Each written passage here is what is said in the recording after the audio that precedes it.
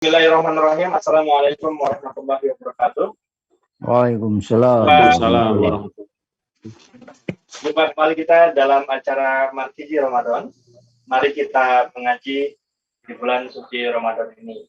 Tema kita kali ini, ya, sebagaimana telah disepakati, yaitu Nabi Ibrahim alaihissalam, teladan penjaga karunia ilahi. A'udzu billahi minasyaitonir rajim. Seorang nabi Ibrahim dengan anaknya, sehingga kejadian itu dipakai sebagai landasan bagian dari rukun haji gitu ya? Ya. Itu kejadian itu ya. Ya. Nah, aspek rohaniah yang paling mendalamnya apa kira-kira ya? Jo khak mein mile use milta hai ashna.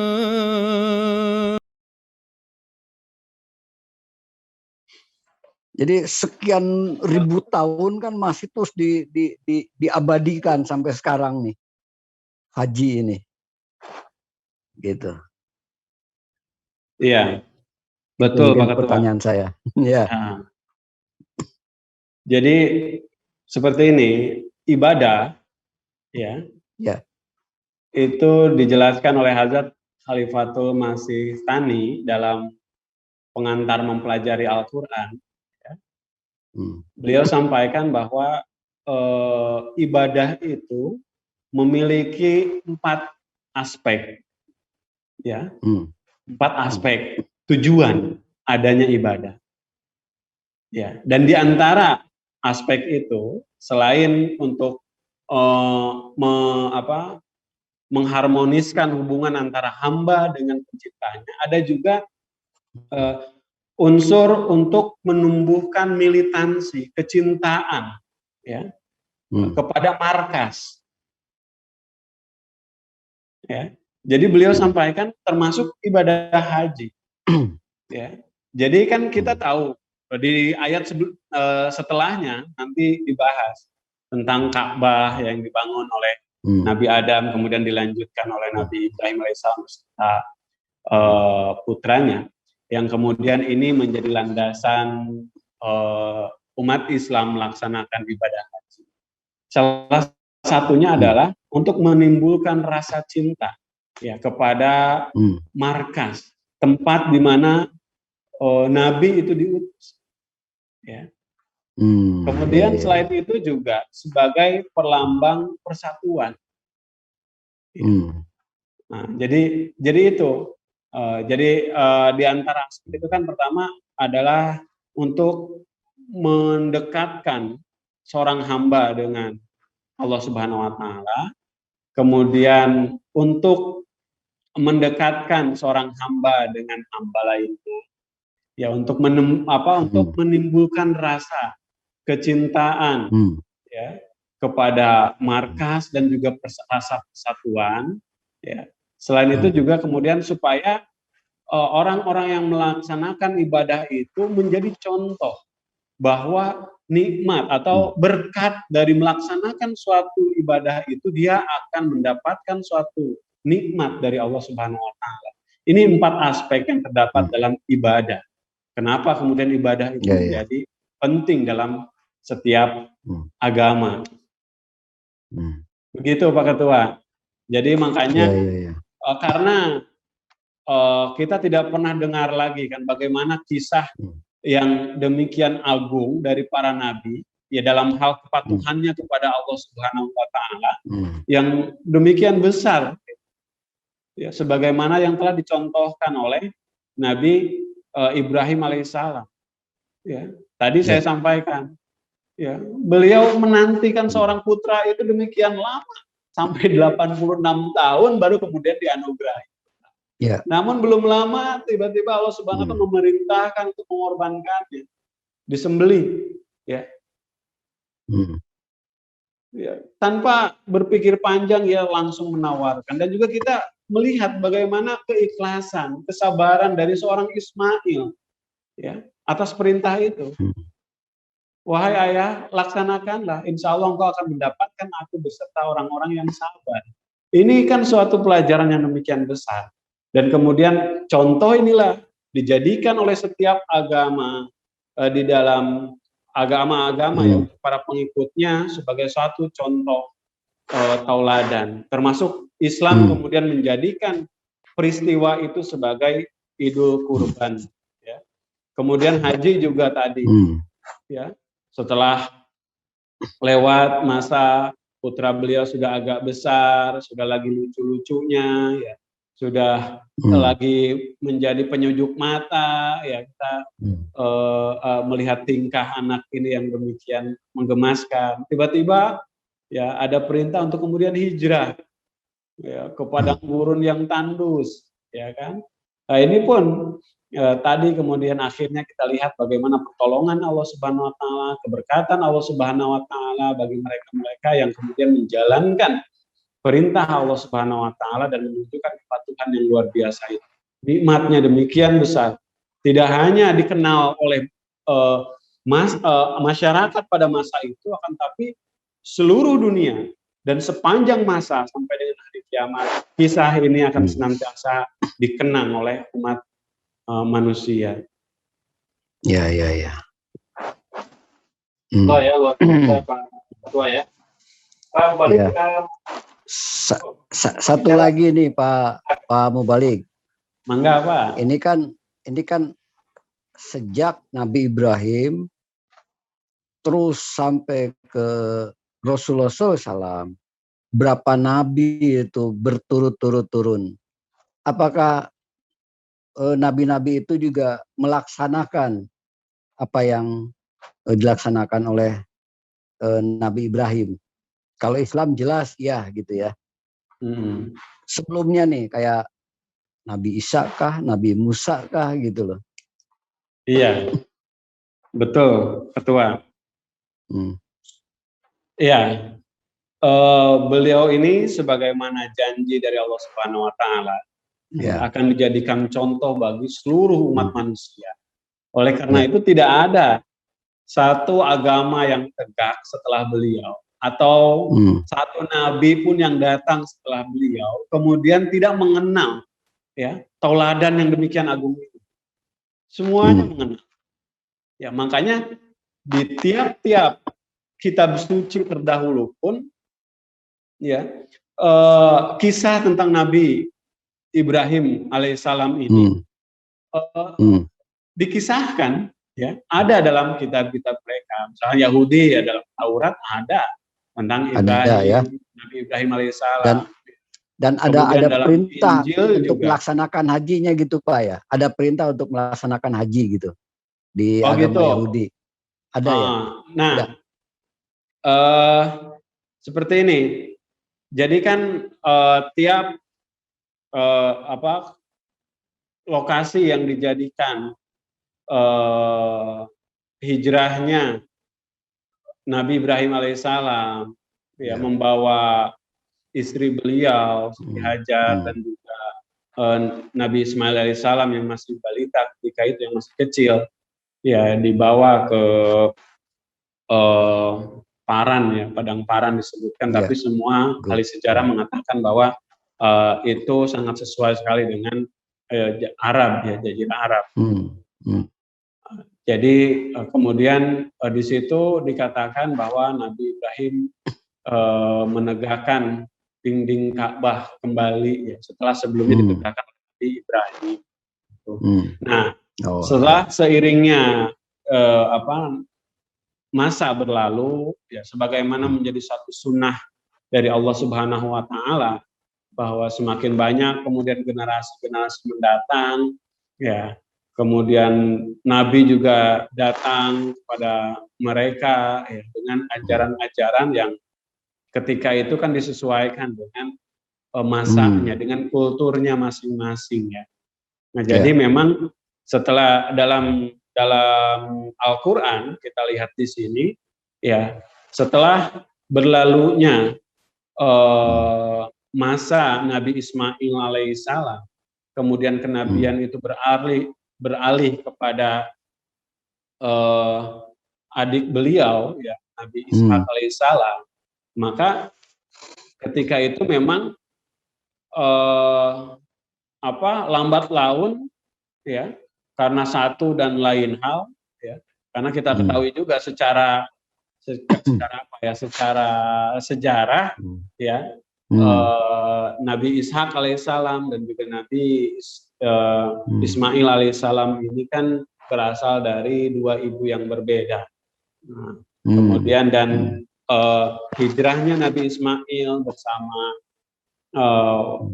ibunda beliau ke Arab juga itu memiliki latar belakang ya. Ketika itu berbagai sejarah mengatakan ya, karena ada perselisihan antara Siti Sarah dengan Siti Hajar dan lain sebagainya. Jadi maksud saya bahwa ada latar belakang itu, dan kemudian memang dengan beriringnya waktu ya, akhirnya Ka'bah ini pun ditinggalkan karena memang kan kemudian setelah Nabi Ibrahim alaihissalam, Nabi Ismail menjadi nabi ya, ketika kemudian nikmat ini kemudian hilang ya, mulailah dari keturunan Nabi Yakub, Nabi Ishak alaihissalam ya, maka nikmat itu banyak jatuh kepada keturunan dari Nabi Ishak alaihissalam. Kemudian pengikut dari Nabi Ismail alaihissalam ini kemudian lambat laun dengan berpindahnya waktu ditinggal oleh panutannya, sehingga mulailah ada infiltrasi ajaran-ajaran, paham-paham ya, yang kemudian mewarnai sampai kemudian dikenal bahwa sebelum datangnya masa Rasulullah SAW, Ka'bah ini menjadi tempat pemujaan berhala yang bisa dibilang paling besar. Ada 360 berhala ya di Ka'bah ini yang mereka sembah setiap harinya. Nah, jadi memang dalam Al-Qur'an dikisahkan selain Nabi Adam yang menjadi awal ya mendirikan Ka'bah, kemudian Nabi Ibrahim alaihissalam ya beserta putra beliau Nabi Ismail, memang sejarah kemudian melihat hanya Rasulullah SAW kemudian yang kembali ya menjadikan Ka'bah itu sebagai pusat ya ibadah persatuan bagi umatnya. Walaupun memang masa sebelum Islam pun ya di luar Jazirah Arab banyak juga orang-orang yang kemudian datang ya untuk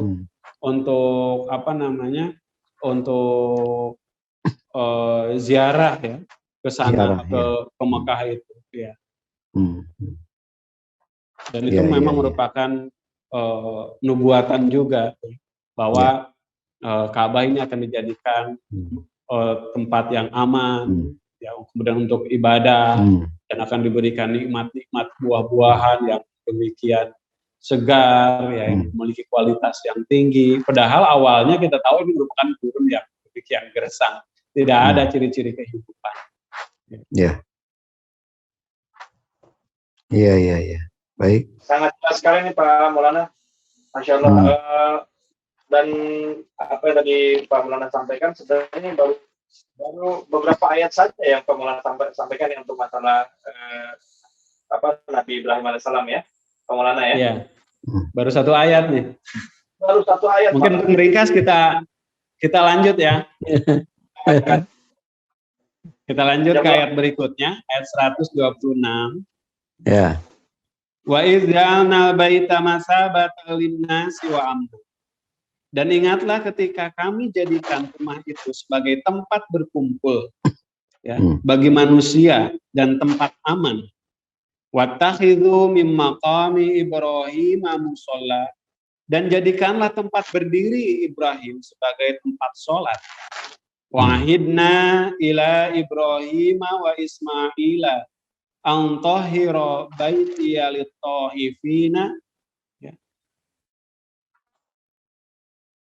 Dan kami perintahkan kepada Ibrahim dan Ismail, sucikanlah rumahku itu untuk orang-orang yang tawaf, wal akifina, dan itikaf, war ruka'is sujud, dan ruku dan juga sujud. Jadi dalam ayat ini ya, secara sambil lalu kita melihat ya bahwa dikatakan masabah ya, atau tempat yang apabila orang mengunjunginya akan mendapatkan pahala, atau tempat yang sering dikunjungi dan tempat aman. Yang dimaksud adalah Ka'bah ya. Jadi yang dimaksud dengan satu tempat yang aman ya, dan akan senantiasa ramai ini ya, yang dimaksud adalah Ka'bah. Jadi tidak ada tempat lain ya. Dan dari ini kita melihat bahwa penyampaian ya, kisah tentang pembangunan Ka'bah ini mengandung suatu taklim juga, mengandung suatu pengajaran ya bagi kita bahwa untuk menjaga kelestarian nikmat-nikmat rohani ya, untuk memautkan hati para penerus ya, para generasi anak cucu kita kepada ibadah terhadap Allah Subhanahu wa taala ini ya, merupakan syarat mutlak mendapatkan nikmat-nikmat kerohanian. Jadi ya tidak cukup dengan kemudian memberikan nasihat ya, tidak cukup dengan kemudian membuat planning ya bagaimana supaya anak ini kita terjaga, tapi juga satu hal yang penting adalah orang tua harus mampu menjadi toladan ya. Orang tua harus mampu menjadi contoh bagi anak-anaknya.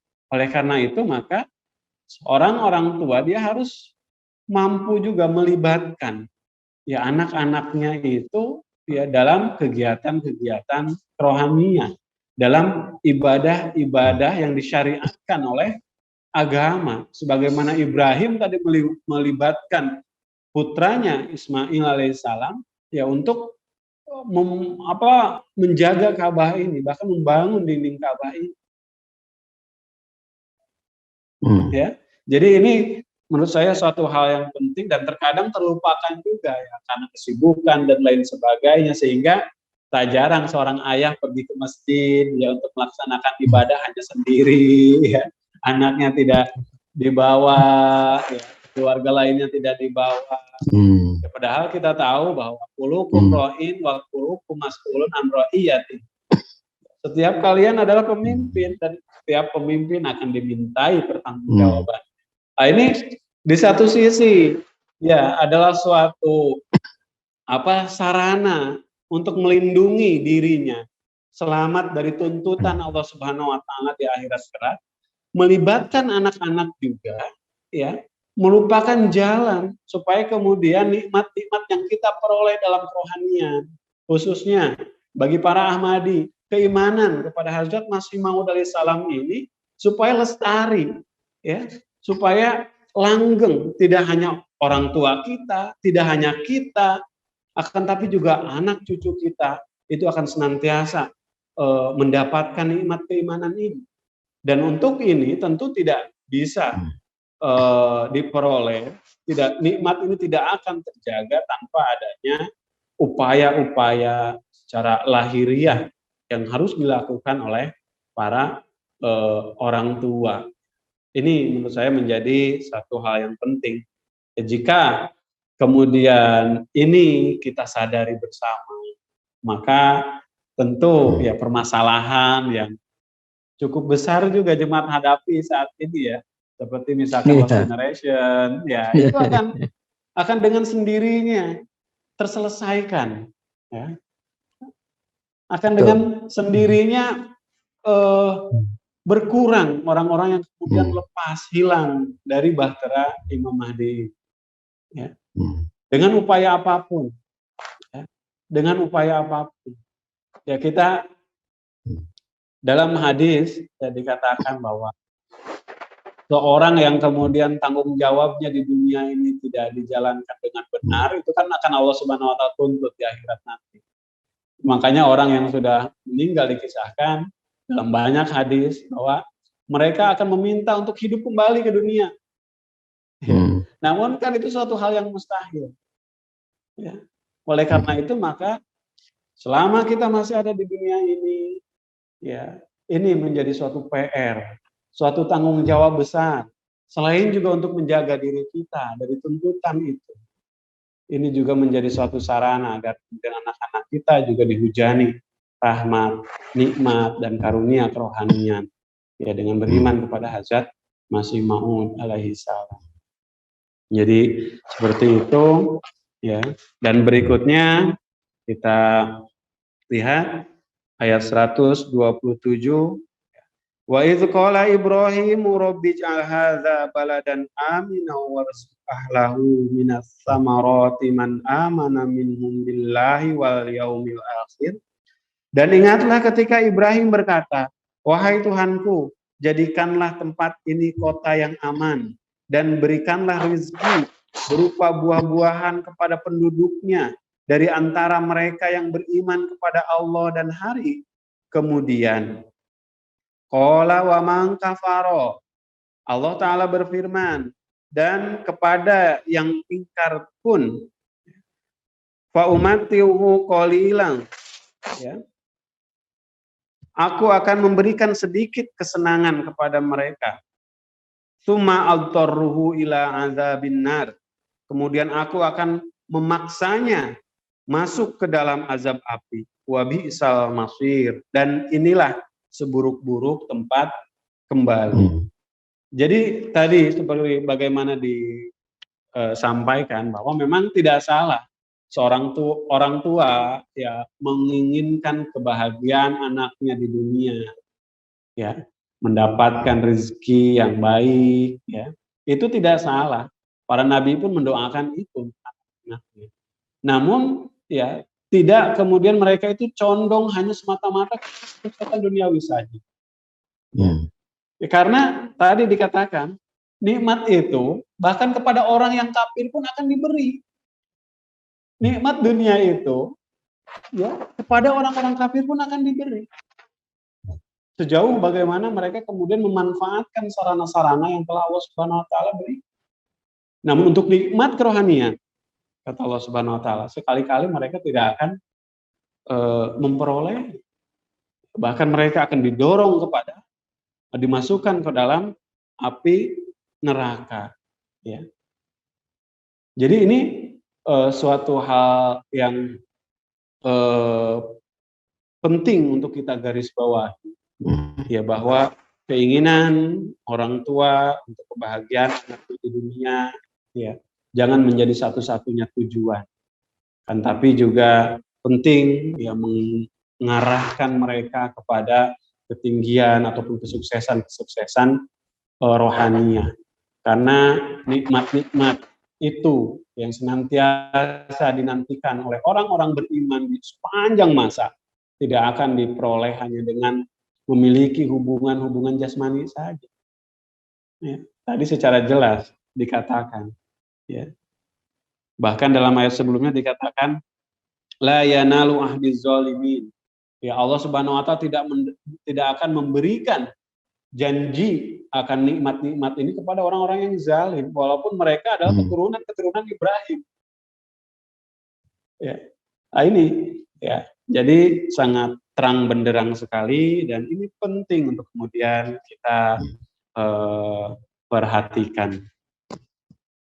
Wa idh yarfa'u Ibrahimu qawa'ida minal baiti wa Ismail.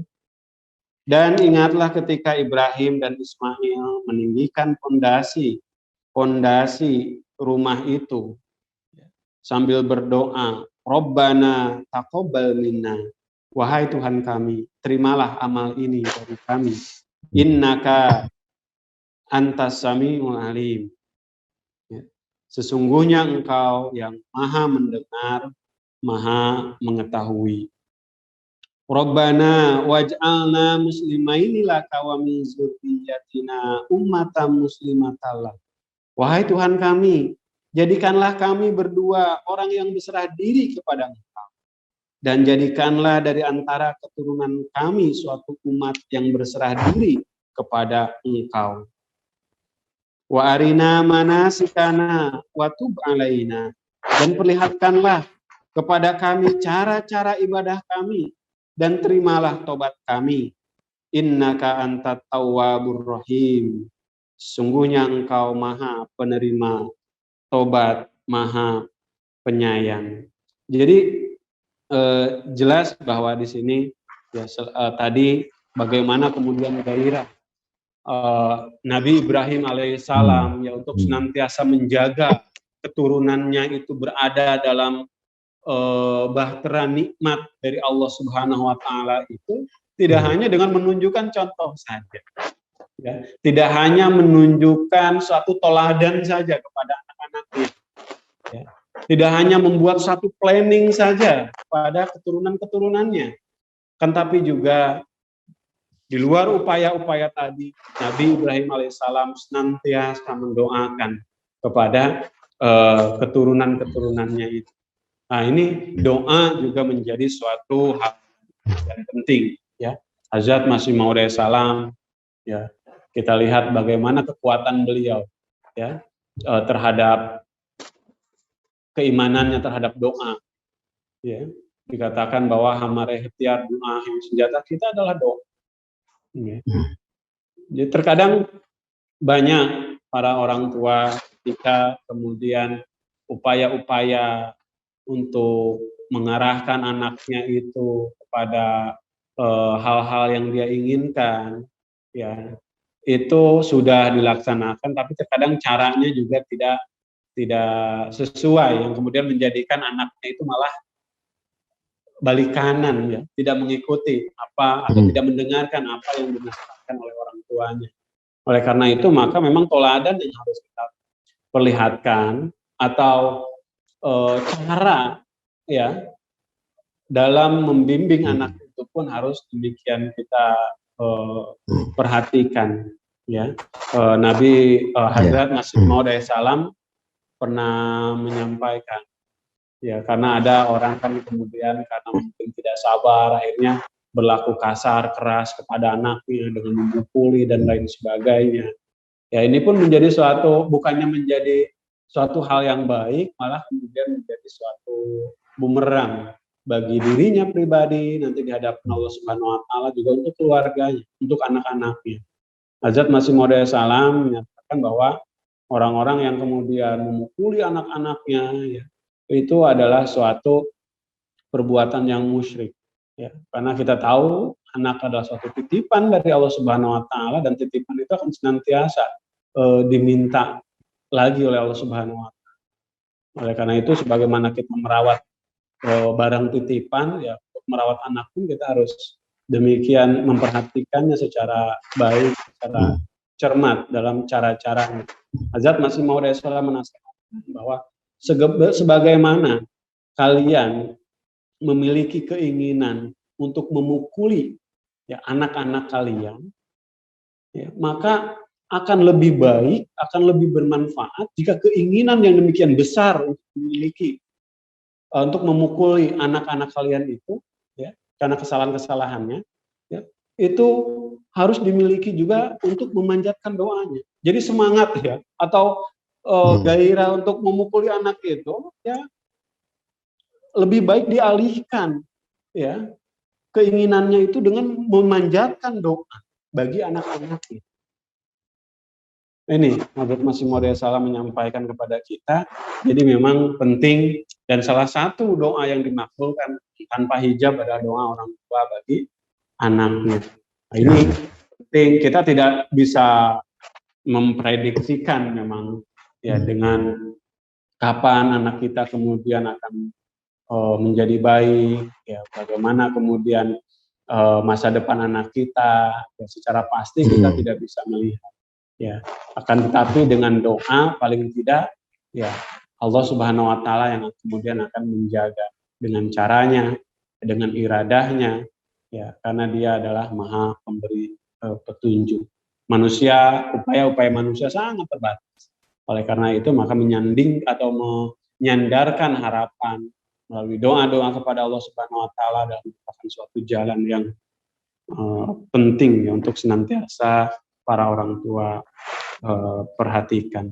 Jadi kita melihat tadi ya bagaimana doa-doa yang demikian panjang, yang demikian bermutu disampaikan oleh Nabi Ibrahim alaihissalam, dan kita melihat kemakbulan dari doa-doa itu dengan banyaknya nabi-nabi diutus ya dalam keluarga beliau, ya, keturunan-keturunan beliau, sehingga beliau juga mendapatkan suatu gelar yang demikian mulia dari Allah Subhanahu Wa Taala, yaitu sebagai Abul Anbiya.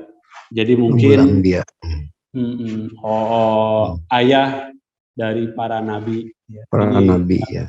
Hal yang demikian luar biasa ya, dan mudah-mudahan teladan yang telah dicontohkan oleh Nabi Ibrahim alaihissalam ini ya, dengan menunjukkan teladan secara langsung kepada anak-anaknya, kepada keturunannya, kemudian melibatkan mereka dalam penghormatan agama, ya, kemudian dengan memanjatkan doa yang demikian berkualitas ya bagi anak-anaknya, maka itu akan menjadi suatu sarana perlindungan, penjagaan, dan juga menjadi suatu jalan Allah Subhanahu Wa Taala akan menganugerahkan nikmatnya kepada keturunannya. Jadi ini ya satu teladan yang penting untuk kita perhatikan, dan mudah-mudahan dari apa yang kita dengarkan tadi bisa menjadi suatu pembelajaran bagi kita, dan mudah-mudahan Allah Subhanahu Wa Taala juga memungkinkan kita untuk bisa menjalankan tugas kewajiban kita sebagai orang tua, ya, sebagai keluarga, sebagai satu masyarakat, untuk mampu memberikan manfaat di lingkungan kita. Jadi mungkin karena sudah habis, mangga jika ada yang mau menambahkan, saya kembalikan kepada host. Jazakumullah hasanal jazaa. Jazakumullah Pak Maulana atas tausiahnya yang luar biasa, kajiannya begitu sangat bermanfaat. Dan kalau saya melihat ini walaupun sebentar lagi udah mau imsak nih Pak Maulana, udah mau subuh juga nih. Jadi beberapa sedikit yang saya ingin sampaikan, berarti ini ada kaitannya sebenarnya dengan hal yang kemarin yang sudah sempat kita bahas ya Pak Maulana, yaitu masalah ketakwaan. Dan saya melihat di sini semua yang tadi Pak Maulana sampaikan itu adalah lebih kepada apa bisa disimpulkan sebagai tarbiyat keluarga, gitu ya. Jika demikian mungkin dari Pak Ketua sendiri melihat seperti apa? Persis ini. Jadi contoh yang fenomenal ya, di mana ribuan tahun terus dilakukan tiap tahun peringatan itu, bagaimana hubungan seorang ayah dengan anaknya ya. Dan ya mudah-mudahan ini bisa menginspirasi kita semua sebagai pengurus nih untuk ngoreh-ngoreh generasi yang hilang. Gitu loh. Ya. Mulai mengecek ya di lingkungan terdekatnya. Persis. Kemudian mengambil upaya-upaya ya. Nah, itu. Betul. Baik, dan semoga harapan kita dalam masa Ramadan ini, walaupun masih dalam kondisi pandemi, kita masih semuanya terbatas, ya tidak menyurutkan kita untuk tetap beribadah kepada Allah Ta'ala, kemudian kita juga tetap menjalin silaturahmi, apakah memang via webinar seperti sekarang kan. Jadi tidak ada tidak ada alasan sebenarnya untuk kita tidak beribadah kepada Allah Ta'ala. Dan jazakallah khairan, Pak Ketua sudah menjadi bintang tamu kita, dan nanti mungkin insya Allah di lain waktu kita juga bisa kembali lagi, dan harapannya semoga Pak Ketua juga nanti sehat-sehat bersama dengan keluarga dan tetap bisa. Alhamdulillah. Amin. Dan begitu juga dengan Pak Maulana yang sudah memberikan satu ilmu tausiah yang luar biasa, dan ini bagi saya pribadi khususnya melihat bahwa ini adalah satu motivasi tersendiri, apalagi kita akan menjalani ibadah Ramadan hari ini kan, kita sudah sahur dan kita mencoba untuk lebih banyak beribadah lagi dan beristighfar. Ya, Ramadan ini kan hari yang spesial, ya, bulan yang spesial. Ya. Bahkan ibadah-ibadah yang dilakukan, amal-amal baik yang dilakukan itu akan diganjar dengan 70 kali lipat ya. Oleh karena itu maka sebetulnya Ramadan ini pun ya suasana Ramadan memang diciptakan untuk kemudian manusia ya atau orang-orang beriman ya kembali kepada fitrahnya, kembali kepada tanggung jawabnya. Karena di bulan ini selain ganjarannya demikian berlipat-lipat dari amal-amal baik itu, di satu sisi juga suasana Ramadan ya sebetulnya mempengaruhi secara psikologis, di mana ketika kita memasuki Ramadan biasanya perhatian untuk ibadah ya, perhatian untuk beramal soleh itu akan lebih banyak daripada hari-hari sebelumnya. Oleh karena itu menjadikan Ramadan sebagai momen bagi perbaikan, bagi kemajuan rohani kita merupakan suatu hal yang tepat yang untuk kita lakukan. Mudah-mudahan kita semua mendapati Ramadan ini sebagai suatu islah ya bagi kehidupan kita pribadi, keluarga kita, dan juga untuk lingkungan kita. Begitu mungkin Pak Eki. Ya, siap. Jazakallah Pak Maulana. Dan sekali lagi kepada Pak Ketua juga, jazakallah khairan.